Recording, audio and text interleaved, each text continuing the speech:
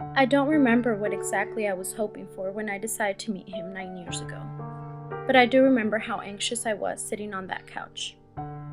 I wasn't so much excited as I was nervous and tense. I had this big knot in my stomach, and it seemed to grow tighter and tighter as time slowly passed by me. His sister-in-law Carmen offered me a glass of water, but I was afraid I'd drop it with my trembling hands. I was just too eager for him to arrive. So I sat there, on that couch, the one closest to the door so I could see him as soon as he walked in. I was never sure what I would tell him, or even what I wanted to know about him. All I knew was that I needed to know him to know myself. I just had to.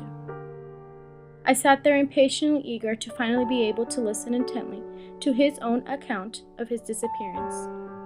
I was determined to uncover a perfectly good explanation for his absence during my entire life. But I never got one. The first time he stood me up, I told myself he must have been busy at work.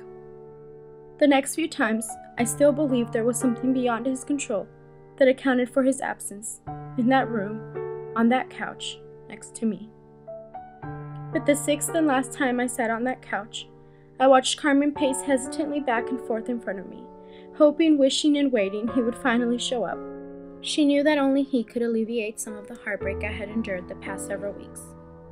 I waited for 4 hours that day, until I finally prepared myself to get off that couch for the last time.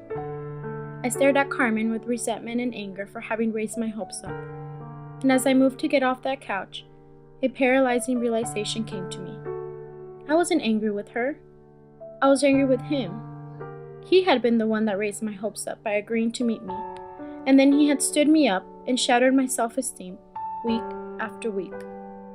But he had already rejected me. He had missed my birthdays, my graduations, my basketball games, every important occasion in my life. He had refused to be in it, and had already rejected me as his daughter. He had already denied me a father.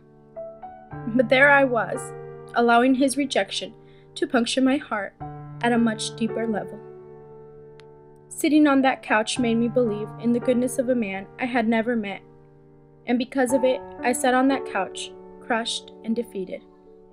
After my last attempt to meet my father, I finally realized that I am my own person, independent of a man who had abandoned me as a baby. I had begun my impatient wait on that couch, unaware that what I was looking for wasn't a father to fill a vacancy in my life, rather an understanding of who I am as a person, not as his daughter, but as a person. I realized that I am my own self, an independent and resilient individual, strong enough to get off that couch and walk away from the most painful rejection of my life.